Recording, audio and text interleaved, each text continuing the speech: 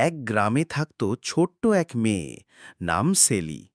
তার প্রিয় বন্ধু ছিল একটা ছোট হাতি, নাম মতি। সে খুব বুদ্ধিমান ছিল।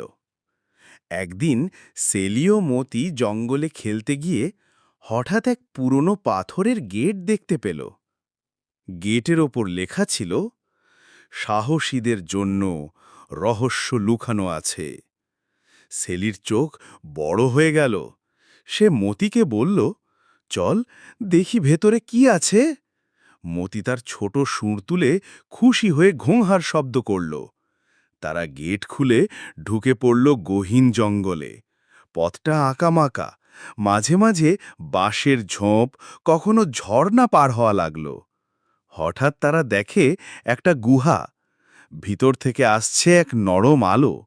সেলি সাবধানে এগিয়ে গেল, আর মতি তার পাশে পাশে। তারা যেন এক অন্য জগতে চলে এসছে।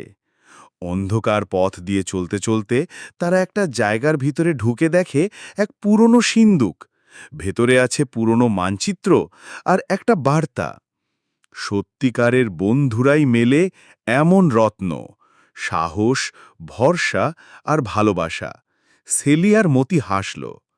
তারা জানল, আজ তারা শুধু গুপ্তধন না, এক সত্যিকারের রোমাঞ্চও খুঁজে পেয়েছে। বন্ধুরা, গল্পটি ভালো লাগলে লাইক ও চ্যানেলটি সাবস্ক্রাইব করে দিও।